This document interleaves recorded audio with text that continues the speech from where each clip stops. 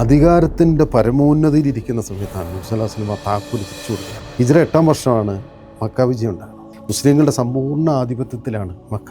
അവിടെ ഖുറൈശികൾ എന്ന് പറഞ്ഞാൽ വളരെ തുച്ഛമായ ആൾക്കാർ മാത്രമുണ്ട്. നബി സല്ലല്ലാഹു അലൈഹി വസല്ലം വലിയൊരു ആഗ്രഹമായിരുന്നു കഅബാലയത്തിൻ്റെ ഉള്ളിൽ കയറി ഒരു 2 റക്അത്ത് സുന്നത്ത് നമസ്കരിക്കണം.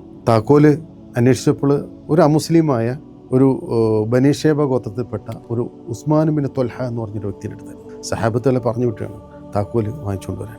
ഇദ്ദേഹം വളരെ ഭയത്തോടു കൂടിയ, കാരണം ആരും ഇല്ലല്ലോ, കാരണം ചോദ്യം ചെയ്യപ്പെടാൻ ഇല്ലാത്ത അധികാര സ്ഥാനത്തിലാണ് നബി സല്ലല്ലാഹു അലൈഹി വസല്ലം ഇരിക്കുന്നത്. അദ്ദേഹം വളരെ ഭയത്തോടു കൂടി താക്കോല് സഹാബത്തെടുത്ത് കൊടുത്തു വിട്ടാണ്. നബി താക്കോല് തുറന്ന് നമസ്കാരം തുടങ്ങിയ സമയത്ത് അലി റളിയല്ലാഹുവിനും അബ്ബാസ് റളിയല്ലാഹുവിനും പുറത്ത് കാവൽ നിൽക്കാൻ. നബിയുടെ നമസ്കാരം കഴിഞ്ഞിട്ട് താക്കോല് ഇവരെ കൈവശമാക്കണം.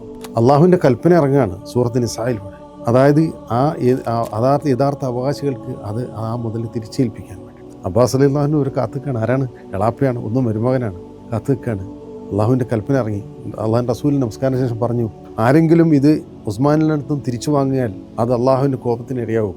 ഇന്നും ആ താക്കോല് അതേ കുടുംബത്തിൻ്റെ പരമ്പരയില്ല, രാജകുടുംബത്തിൻ്റെ പേരിലല്ല, ആ കുടുംബത്തിൻ്റെ പേരിലാണ് ഇന്നും ആ താക്കോല്. പരിശുദ്ധ കഅബാലയത്തിൻ്റെ താക്കോല് ഇന്നും അവൻ്റെ സൂക്ഷിപ്പുകാർ ആ കുടുംബമാണ്, ഷൈബ കുടുംബം.